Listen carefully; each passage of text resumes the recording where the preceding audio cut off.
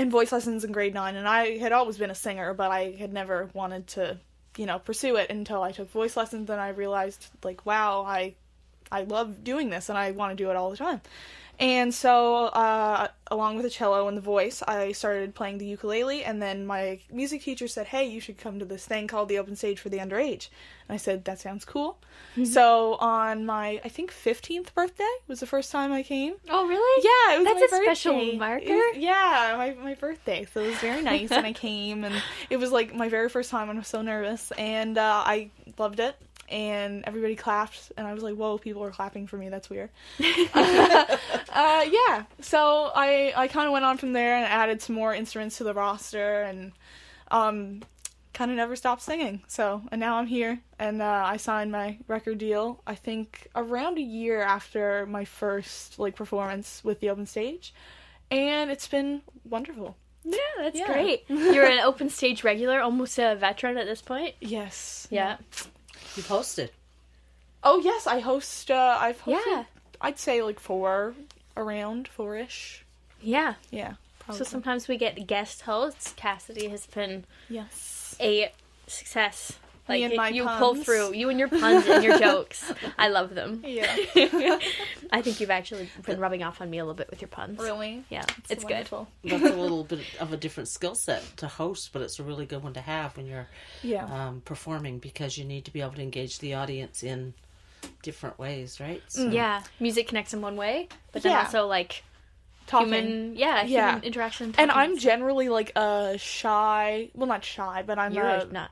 No, but, like, when I first meet people, I don't tend to say a lot because, But on stage, I kind of, like, I'm like, well, this is my time, so everybody This is my stage. This is my stage. It's my time. Yeah. Gather here. Well, I'm not like that. I shouldn't say that. I'm charismatic, more so, because it's a character.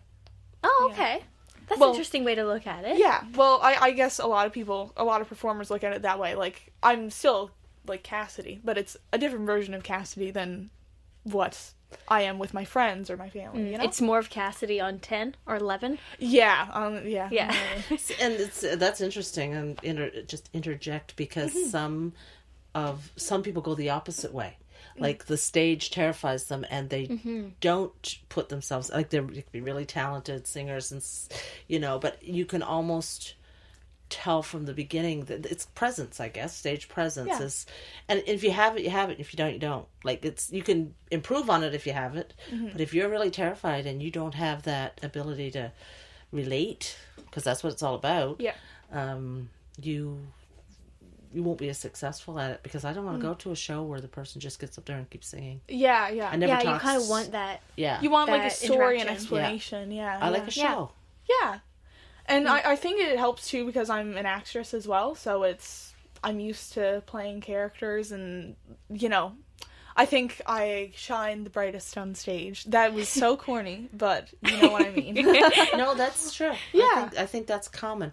But you talk about the skills you learn in drama, which I think every kid should do some drama, because it teaches you everything from talking to the wall in the distance to talking with a smile on your face, which can be heard on the radio. And all those things. But I learned them all in business.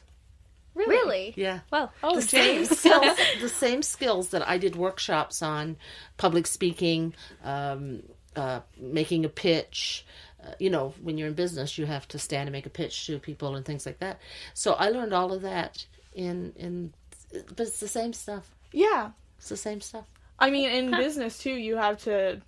This sounds kind of snaky, but you have to say the right things in order to get the result wanted. You know what I mean? Yep. So it's the same thing when you're performing. Yep. You say what you want to evoke a certain reaction. Yeah. And if you know your sneaky way around that, how to get the reaction. Do it well. Yeah. I don't think it's sneaky, though, really. It's just... No, it's just, it's a little bit of psychology in there, I think. Yeah, you learn along the way. Like, I have this friend that comes to Open Stage, and the first time, and it was the same thing with me, and I've seen it kind of more of myself in her as she keeps coming.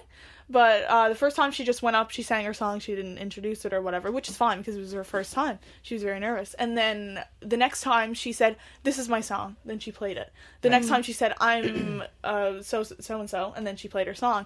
And then she has started to explain her songs now and do things like that. Yeah, so with practice, she becomes so comfortable and realizes that people are really there to see her and her personality, and the song is important, but so is the character, or her character, you know? Yeah. Exactly. Her personality. Yeah. It's also, and I can go back to business with that. Yeah. Because it's a marketing thing. People buy things if they from like people they know, yeah. or people they know recommend it. Yeah. So that's just the way it is. It's just, you know, and even marketing is stories, right? So an artist who gets up there and tells a story, not just with their song, but about the song, or engages the audience in that kind of way, it makes a difference. Definitely. It enhances that connection between the audience and the artist, and it makes a difference for everybody. And of course, the artist feeds off that energy, and it goes back and forth, and it's a better experience. But you learn all that in business as well. So that's why I find it interesting that they all are actually very much the same. Yeah. Even though people don't associate business with the arts, they run on similar... Yeah, they very much connect. It is funny that people don't connect those two, because a lot of times if you're an artist, you are an entrepreneur. You are selling yourself every time you walk out the door. MUN is opening a new program now that's actually like I think it's a double major of business and music, because... That's great. Yeah, exactly. Yeah, and I mean, oh my gosh, so much work, but imagine how much you would learn by the time that the program was finished. Like, very, very valuable. Yeah. Yeah. Very interesting, actually, it might be. And I'm going to go look that up later, just because I'm curious. Yeah. Kevin Blackmore's... We did a podcast, and Kevin Blackmore was interested. Kevin Blackmore of Buddy was his name, and the other fella. And I think that podcast, that interview, we talked a lot about that.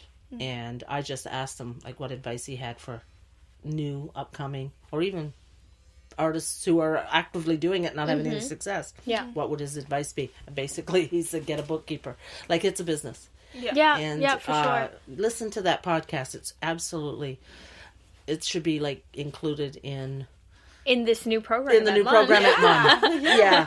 It is a study in mindset of an artist, where they go out and present their work as a something to be enjoyed and to be paid for.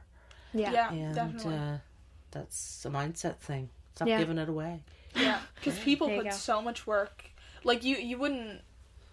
Looking outside, you wouldn't see how much work people put into music, and, like, even performances, too. But it's just as much work as you would put into, like, any other job. You know? Absolutely, yeah. You have your practice and your writing and your everything. Yeah. Yep. Yeah, and not to mention, like, that's just if you're a performer, and if you, like, record and do things like that, that's, you know, mixing and doing all these takes and stuff. Yeah, it's a lot of work, so. Yeah. Yeah.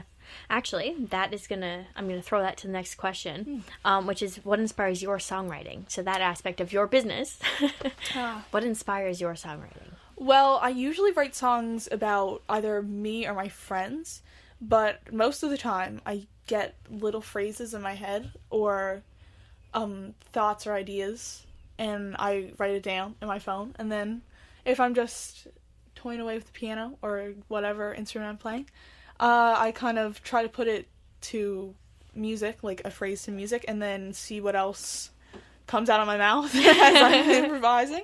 And then if it sounds good, I write it down, and then it's the beginning of a song.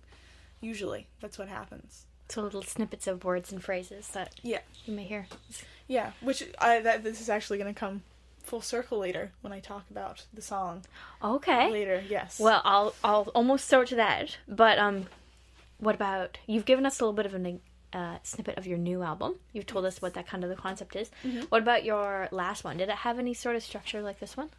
No, not as much. That one was more just, it wasn't a concept album like this one. It was more just like 6 songs that I had written. Mm-hmm. But that one had a lot of romantic parts in it. That one was really about relationships. Most of them were about relationships. And not necessarily romantic ones. There was one about a daughter and a father. in it. And the daughter was moving away to university. That one was about my friend. And then there was one that was written about nothing to see, because I wanted to see what people would think it was about. That's interesting. Which one is that? sneaky? It's Lighthouse. Lighthouse. Okay. Yeah. So So it's very left it interesting to see what people say. Yeah, it's left up to interpretation song, and I have gotten different responses, but it's been interesting. There's a lot of, there's lines in songs like that. Like, they're about different... There's a song that I wrote about, like, 7 different people on the new album. Okay. Yeah.